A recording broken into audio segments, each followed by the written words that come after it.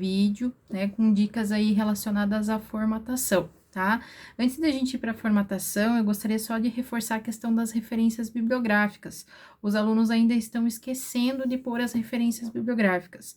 Lembrem que toda vez que você usa o texto de algum outro autor, né, para dar base ali, não existe problema nenhum de você utilizar essa informação, de você utilizar aí a norma regulamentar, partes da norma regulamentadora, uma ideia de algum outro autor. Mas quando a gente não faz a referência de quem escreveu essa norma, a gente acaba incorrendo em plágio.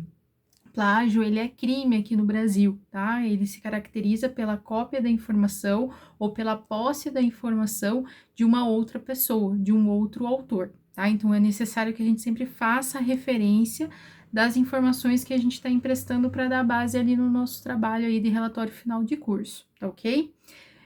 Quando a gente faz essa referência, eu posso fazer ela durante o texto, né? Segundo o autor tal, no ano tal, trouxe informações, né? E segue aí as informações.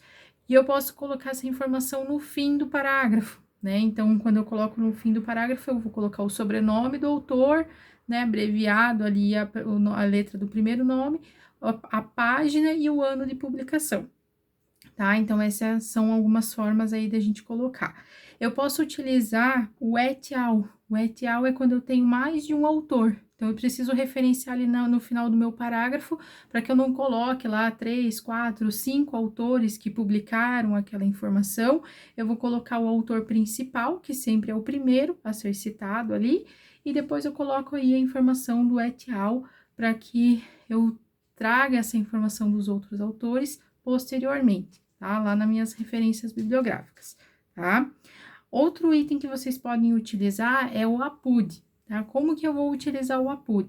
O APUD, ele é utilizado toda vez que eu tenho a informação de um autor numa publicação de um outro autor. Então, vou dar um exemplo lá. Eu estou consultando a publicação lá do José Pereira, e eu encontrei uma informação que o Pedro Silva escreveu e que ela é importante para o meu trabalho, só que eu não consegui achar o trabalho do Pedro Silva, mas eu tenho essa informação ali no trabalho do José Pereira. Então, eu vou dizer, né, que eu peguei a informação do Pedro Silva, do silva.p, lá, exemplo 2005, no trabalho, ou seja, no APUD, do Pereira, né, que é o José Pereira. Então, Pereira.j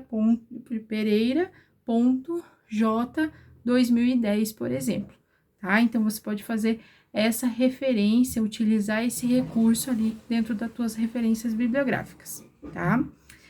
Outro item que é importante é sempre utilizar a linguagem no infinitivo, tá? Lembre que você tem que narrar o teu trabalho, né, para as outras pessoas, né? Como se você estivesse de fora ali do trabalho e você vai estar narrando. Então, tome cuidado aí com a linguagem infinitiva. Toda vez que você for utilizar uma sigla no teu trabalho, a primeira vez que ela aparece, ela tem que ser descrita, tá? Então, eu coloquei lá, por exemplo, NR. Então, a NR, então, eu vou descrever NR, norma regulamentadora, NR, e daí eu continuo o texto. Nas outras vezes que ela aparecer no teu trabalho, você pode utilizar a sigla sem precisar descrevê-la, tá ok? Outro item que é importante tomar cuidado é as questões de formatação ali com relação a ser, né, o parágrafo ele tem que ser justificado à direita, você tem que dar o recuo do parágrafo, né, um e-mail, você deve, todas as figuras que você colocar no teu trabalho, ela tem que ter o título, tem que ter a fonte, o ano, né, essa figura, ela tem que ser descrita no teu texto, tá? E quando eu falo em figura, incluo a figura, gráficos, tabelas, elas não podem estar simplesmente lançadas lá no meio do teu texto, ela tem que ter uma explicação, você tem que mostrar para o teu leitor o que ele precisa enxergar ali naquele gráfico, naquela figura que você está colocando, tá? Outro item que é importante destacar é a questão do apêndice. Então, tudo aquilo que você criar, um checklist que você criou, um questionário, o teu PPRA, você vai incluir ele lá no teu apêndice, tá? Você vai referenciar ele no teu texto, né? Mas todo o conteúdo dele você vai colocar ali no apêndice para que o teu leitor consulte ali essas informações. E daí você me pergunta, o que eu coloco no anexo? O anexo eu vou colocar tudo aquilo que outros autores criaram e que eu utilizo para dar apoio.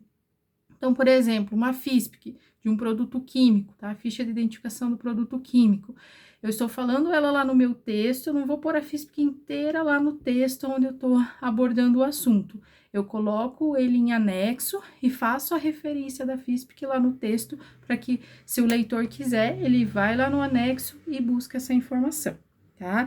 Outros exemplos de informação que pode ir no teu anexo, calibração do equipamento, ficha de entrega de EPIs, são todas informações criadas que já existem, que você pode colocar e anexar aí no teu trabalho, tá ok? É importante que vocês me enviem o trabalho de vocês, as etapas que vocês já estão concluindo, para que a gente vá corrigindo. Vocês podem fazer essa entrega via o aplicativo do Senai, né, Senai Paraná.